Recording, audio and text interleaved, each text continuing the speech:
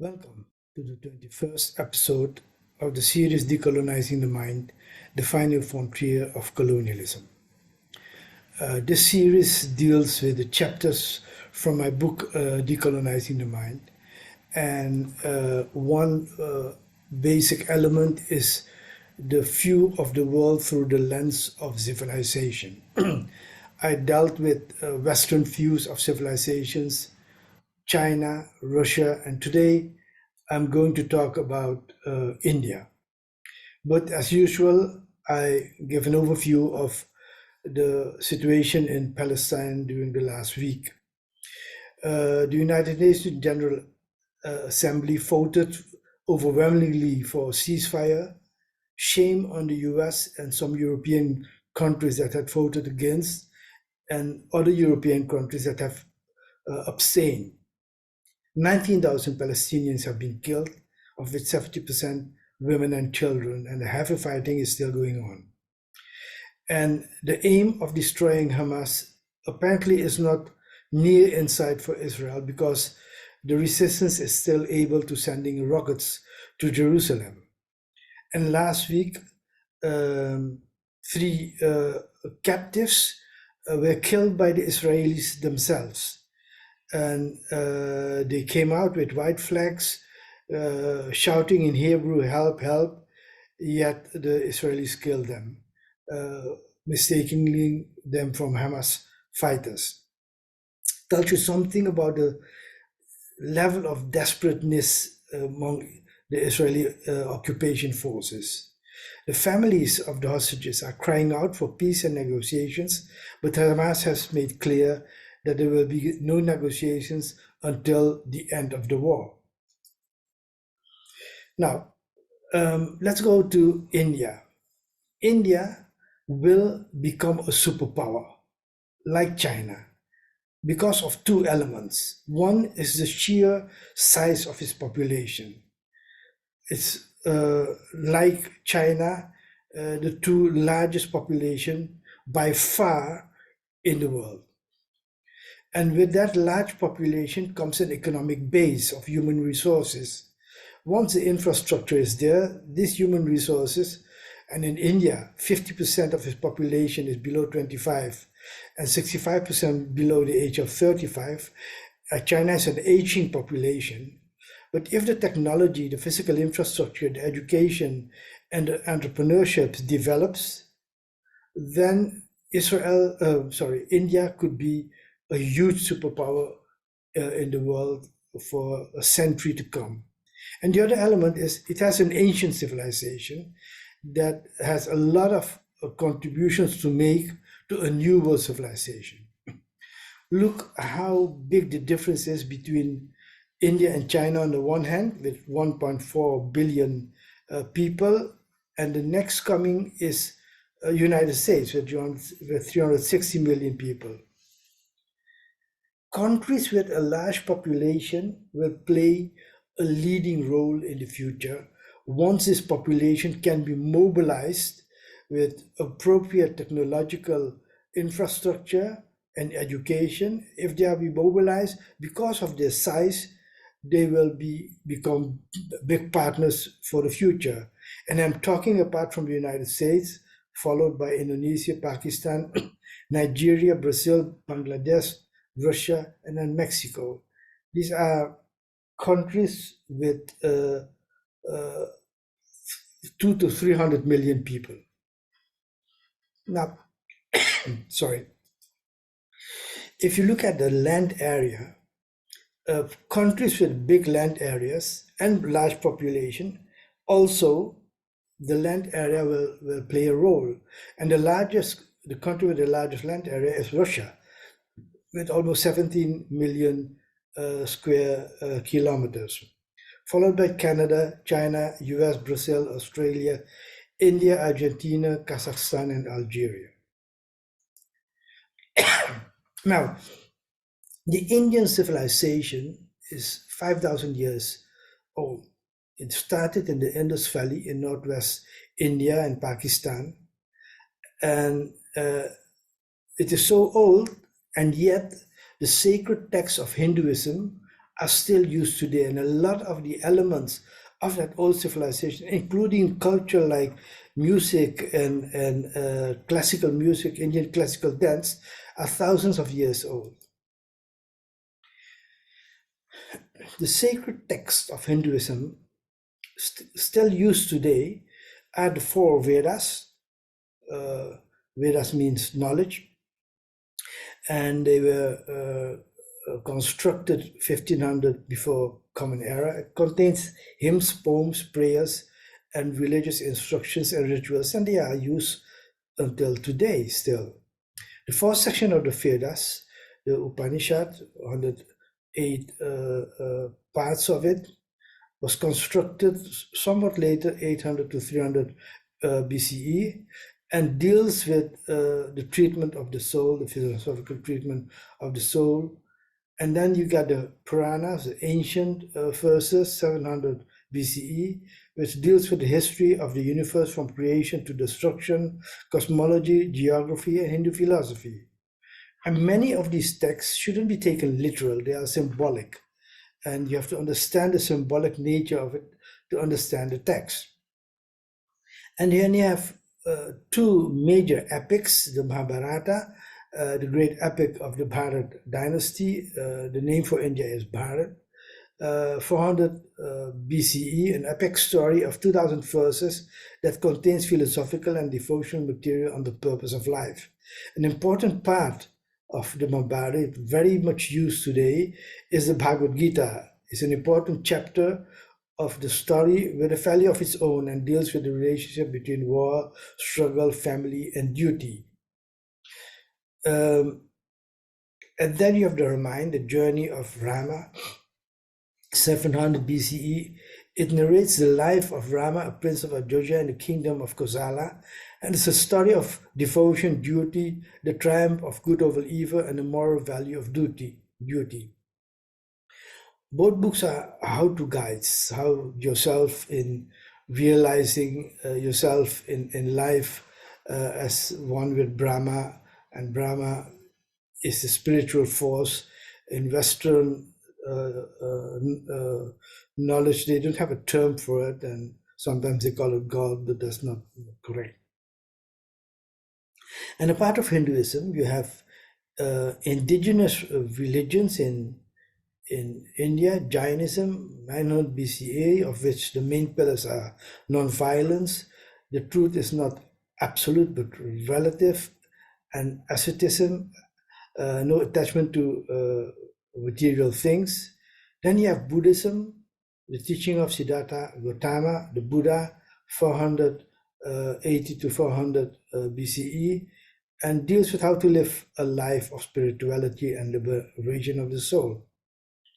Then you have Sikhism, the spiritual teaching of Guru Nanak, which is up into the 15th century, and the 9 Sikh gurus who succeeded him, and they deal with the relation between spiritual development and everyday moral conduct. And then you get Islam, which is not indigenous, came out from Arabia, and 900 you had the invasion of the Punjab by Turkish Muslim, and 1200 you had the foundation of the Delhi Sultanate. Now, the Indian population is by far, by religion, is Hindu, about a billion Hindus with almost 200 Muslims, and then 200 million Muslims, 28 million Christians, 20 million Sikhs, and then you get 8 million Buddhists, 4 million Jains, 8 other religions, and then not stated. Now, colonialism has impacted India, but colonialism has not killed the Indian civilization.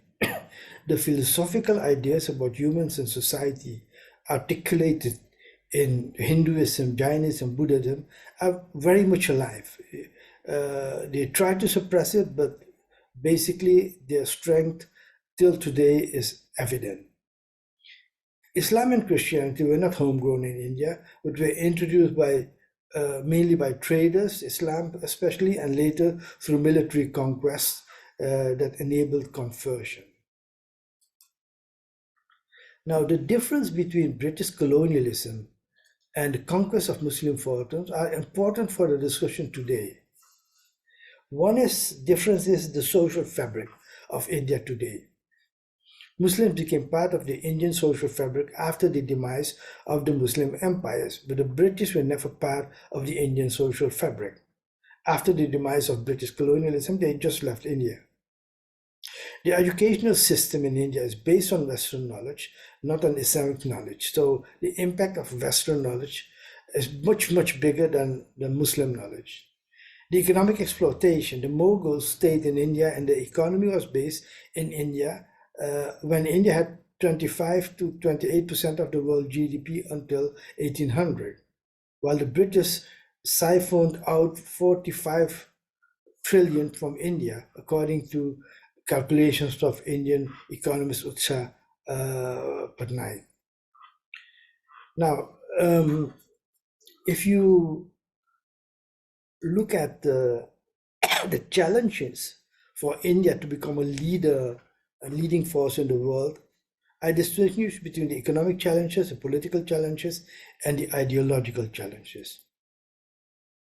The economic challenges has to do with the problems of planning. The Constitution of India states, "We, the people of India, having solemnly resolved to constitute India into a sovereign, socialist, and secular democratic republic." The Development Regulation Act of 1951 regulated that the major industries, steel, mining, machine tools, water, telecommunications, insurance, electrical plant, and other industries were to be nationalized. There was state control of the economy through direct and indirect licenses and regulations and 5-year plans. However, there was slow economic growth, endemic corruption, and compared to the rest of Asia, it had less economic growth than the rest of Asia. Excuse me. Between 1990 and 2000, there's a change in Indian policy. And it began with the deregulation of markets in all major branches, including financial markets, removing licensing restrictions from major industries, in the increase of foreign investment, and the introduction of various social welfare programs. The result of liberalization were great. 450 million people were lifted out of poverty within 15 years, between 2005 and 2020. Life expectancy from birth grows from 35 years in 1950 to 1990, 57, and 70 years in 2023. The technological development in conjunction with foreign technology led to the famous IT boom in India. And there's a huge development of the infrastructure, energy, transport, housing, internet, highways, and that made India a great economic power. But there were downsides of the liberalization policy. A growing rift between rural and urban India, leading to farmer protests against losing protection in agriculture. The protection of workers' rights were in danger and are in danger, and the long-term environmental damage because of liberalization. They disregarded the environmental impact of economic growth. Then there are political challenges. And obviously, it's difficult to manage any country, not just India. And India has 2,000 ethnic groups, 22 official languages, 780 spoken languages. Imagine to manage a country like that. Then you have the problem of the formerly Prince State of Jammu and Kashmir, where they have a majority Muslim population, and there were terrorist attacks, according to India, instigated by Pakistan, and that led to a big repressive apparatus within these states we have that have now been incorporated in the Indian state. So these are problems, obviously, of security. Then manage this all in a parliamentary democracy with different parties. That is a huge political challenge. And the other political challenge, of course, is the caste system. Now, in Jammu and Kashmir, the Indian constitution conferred power to them to have a separate constitution, a state flag, autonomy of internal affairs, and that lasted between 1952 till 2019 when Modi repealed it, and now there are formally two unions of the federal state of India. There's a population of 12 million, of which 70% Muslim and 30% Hindu. And since 1987, an armed insurrection began, supported by Pakistan, and since then the military control by India and repression has grown. And the challenge for India is how to resolve this in a peaceful way. And then the caste system. Formally, there are 5 main castes in India: the Brahmins, the priests and teachers; the Kshatriyas, the warriors and rulers; the Vaishyas, the merchants, traders and farmers; the Sudras, the laborers; and the Dalits, the untouchable, like street cleaners, restroom cleaners. And 30% of the Indian population is Dalit. And the characteristic of the caste system is that it prohibits intermarriage and intercaste marriage.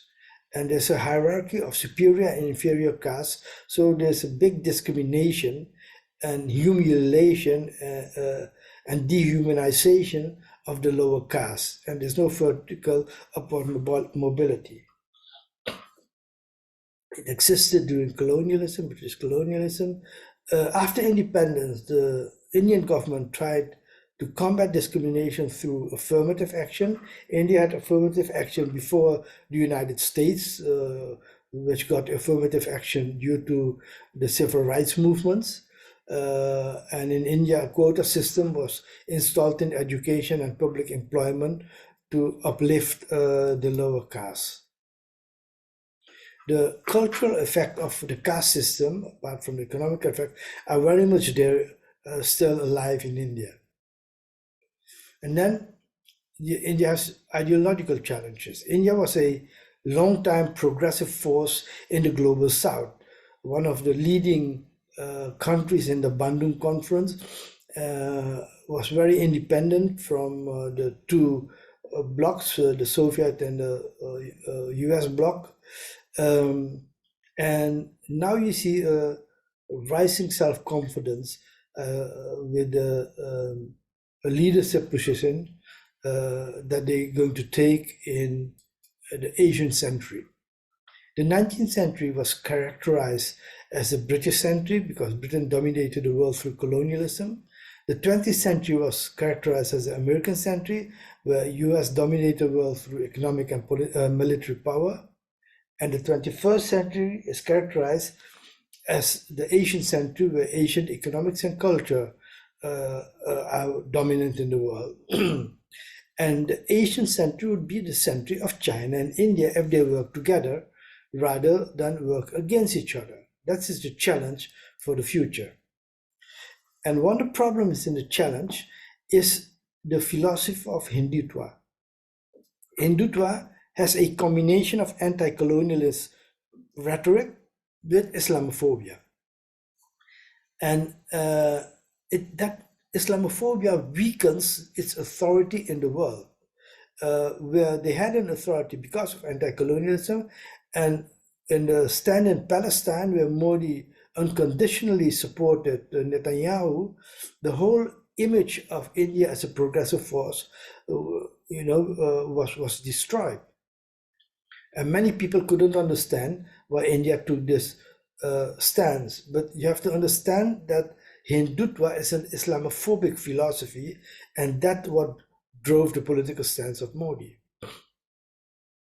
And the other problem for Hindutva is that its inherent confrontational approach might lead in the long term to instability and contradictions within India. In India, you see many thinkers developing Hindutva as a grand narrative. China has a grand narrative, which is rejuvenating the Chinese civilization. Russia has a grand narrative in discovering and developing the Eurasian identity of Russia. The US has its grand narrative. Everybody can become a millionaire there, land of freedom. So what is the national narrative of India? Where India is a confederation of states and provinces that have nothing in common, where the danger of separatist movement is there. And now Hindutva is saying, look, every Indian was originally a Hindu. And the Muslims and the Christians and the Jains and the Buddhists, they were originally Hindus. And if they acknowledge that there were Hindus that had been converted, then you understand, according to Hindutva philosophy, that they are a deviation of their traditional origin. The Hindutva ideology is the ideology of a paramilitary organization called RSS, Rashtriya Swayamsevak Sangh, and the ruling party of India, the Bharat Party, the BJP, is based on this ideology. And its founder, Savarkar, Vinayak Damodar Savarkar, says Hindutva embraces all the departments of thought and activity of the whole being of our Hindu race. He defined Hindu not as a religion, but as a race. And he said, Mohammedan or Christian countrymen who had originally been Hindu have been forcibly converted to a non-Hindu religion, and who consequently have inherited along with Hindus a common fatherland and a greater part of the wealth of the common culture, which is language, law, custom, folklore, history, are not and cannot be recognized as Hindus. As for Hindustan, to them is fatherland, for though Hindustan to them is fatherland, as to any other Hindu, yet it is not to them a holy land too. The Holy Land is far off in Arabia or Palestine. So Hindutva is basically against all the other religion being acknowledged as part of a pluriversal civilization. They see the Indian civilization as a Hindu civilization.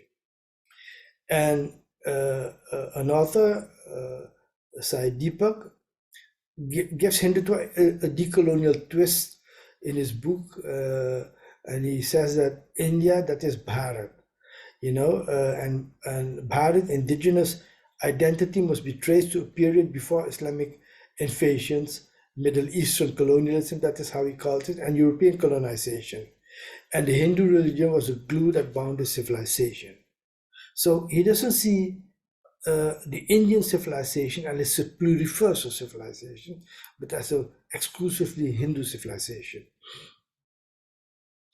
Now, because Hindutva is inherently Islamophobic and also against other religion, Sikh and Buddhism and Christianity, it will be confrontational.